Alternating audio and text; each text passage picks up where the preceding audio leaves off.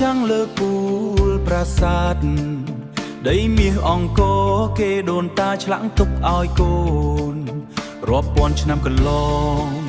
មិនដែលសាបសូន្យឈាមជ័រដូនតាបន្តក្នុងខ្លួនកូនខ្មែរគ្រប់រូប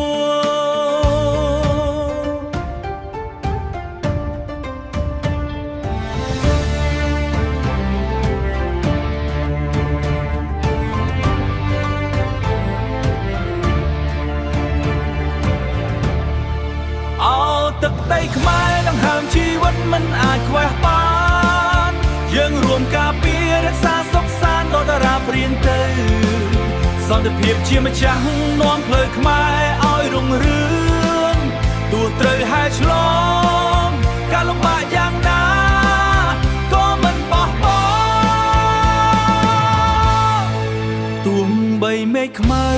បោកបក់ព្យុះភ្លៀងយ៉ាងណាស្មារតីការពារទឹកដីមិនដែលរញរាដៃកាន់សាមគ្គីចិត្តមួយភក្តីមាតុភូមិរក្សាកេរ្តិ៍ឈ្មោះជាកូនប្រុសស្រីនៃមហានគរ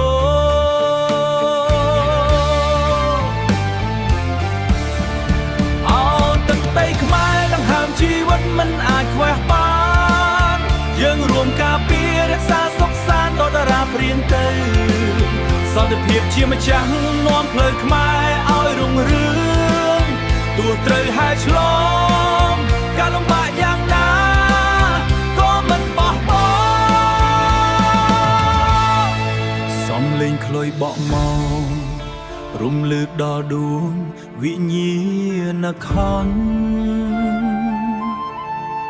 អ្នកស្នេហាជាតិដែលបានលះបង់ដើម្បីទឹកដីយើងសន្យាថានឹងថែរក្សាឲ្យបានគង់វង្សឲ្យខ្មែររឹងមាំឈរលឹងកលលោកដោយមោទនភាពម៉ៃ